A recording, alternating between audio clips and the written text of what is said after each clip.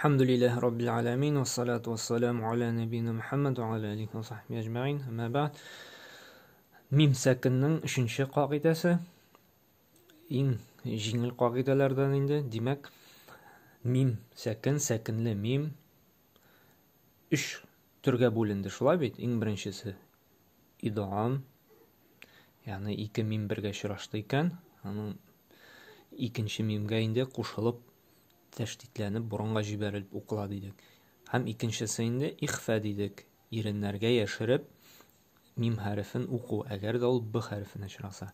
Әгәр дә сәкинле мим менә шушы мим хәрефенә дә очрамый икән, б хәрефенә дә очрамый икән, калган араб алфавитындагы калган 26 хәрефкә очрый икән, сәкинле мим, ул ничек бар? Бер нәрсә дә үзгәртелмичә, шушы мим хәрефе үзенең хаклары белән инде, үзенең тиешле чыгу урыннарыннан үзе укыла, мим итеп инде. Бер нәрсә дә үзгәрми. Бу иң җиңел кагыйдә инде. Чөнки беренчесендә идгам булганда бит инде гынналанып борынга җибәрелеп, алейхим садах дип укыла име. Шулай ихфада инде иреннәр белән илейхим бил мавадда. Һәмдә мәсәлән сәкинле мим очрады г хәрефенә. Һәм менә бу кагыйдә нәрсәсе белән аерыла? Мим өстенә инде сәкин үзе куела.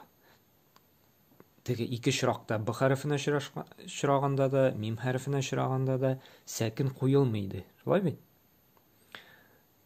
Әмма шушы кагыйдә керә иде. Әмма менә монсын бу чиракта инде мимнең өстенә үзе сәкин куела. Димәк, бу мим хәрефе үзе ничек бар? Бернинди үзгәрешсез үзе укыла. Алейхим гайри әм кунтум алейхим тайра әләм яҗидкә. Хәзер инде без Кураннан да мисаллар карап китербез.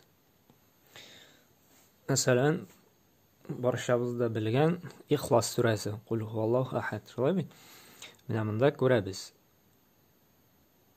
Менә лам хәрефе сәкинле. Шулай я хәрефенә. Вәлам юлады. Бер нәрсә дә үзгәрмичә үзе укыла. Вәлам юлады дип. Ни өчен үзгәрми? Чөнки мим өстендә сәкин үзе тора, һәм анда я хәрефе. Калган б хәрефе белән мим хәрефеннән килгән башка хәрефләр, алар барысы да ничек бар? Шулай укыла. Мәсәлән, хәзер карарбыз Наср сүрәсен. Ялгыш әйттем, Наср түгел, Шарх сүрәсе. Мәсәлән, сәкинле мим очрады нун хәрефенә. Шулай бит? Ничек бар? Шулай укыла. Әләм нәшрах ләкә садрак. Бу кагыйдә инде изһар ничек бар? Шулай укыла. Бернинди үзгәрүсез. Шуңа күрә бу бик җиңел кагыйдәләр. Димәк, безнең мим сәкин 3 кагыйдәгә бүленде. Шулай бит? Менә кыскача гына язсак, менә шулайрак була. Мәсәлән, мим, шулай бит? Сәкинле мим. Очрады икән, мим хәрефенә ул идгам була. Шулай бит? Кушыла мим хәрефенә. Борынга җибәреп гынналанып укыла. Әгәр дә мим сәкин, сәкинле мим очрады икән, б хәрефенә ул ихфа була. Ягъни мим хәрефе иреннәргә яшерелеп укыла. Алейхим тармихим.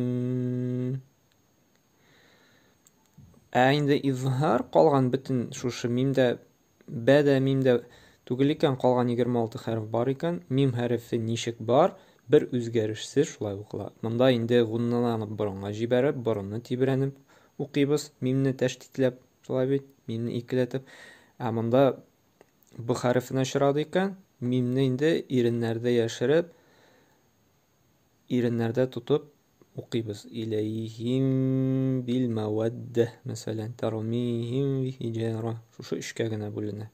Мим сәкин кагыйдәләре. Аллаһ Тәгалә безне хәтеребезне яхшылатсын, бу кагыйдәләрне әйбәтләп аңлап, истә калдырып инде Куранны дөрес итеп, әҗр-саваплар тупларга һәм Аллаһның рәхмәте белән инде Cennetlerine kirege nasip eylesin. Subhanakallah bihamdik. Ve şeyde eyleyin.